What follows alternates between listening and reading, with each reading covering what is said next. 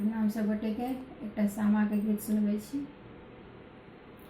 गे माई कोने भैया रोपला आमुन जामुन, कोने भैया रोपला गुलाब।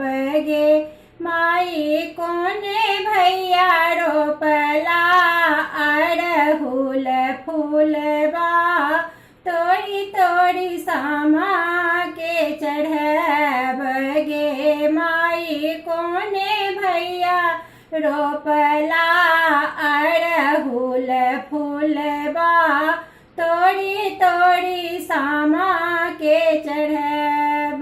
बड़का भैया रोपला आमुन जामुन, छोटका भैया रोपला गुलाब। गे माई बड़का भैया रोपला आमुन जामुन, मझला भैया रोपला गुलाब। गे माई छोटका भैया रोपला अड़हुल फूलबा, तोड़ी तोड़ी सामा के चढ़ब।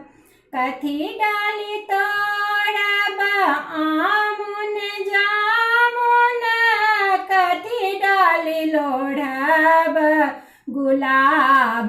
गे माई कथी डाली लोढ़ब अड़हुल फूलबा, तोड़ी तोड़ी सामा के चढ़ब। सिकी डाली तोड़ब आमुन जामुन, रूपे डाली लोढ़ब गुलाब।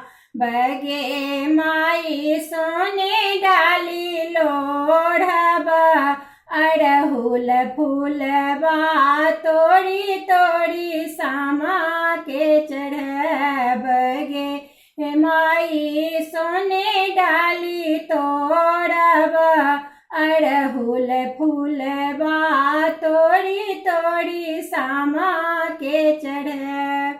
जीवथु जागथु इहो सब भैया, भौजो के पूर्ण मन आस। गे माई जीवथु जागथु इहो सब भैया, भौजो के बढ़न अहि बात। गे माई जीवथु जागथु इहो सब भैया, जिनको सा पूरल मन आस।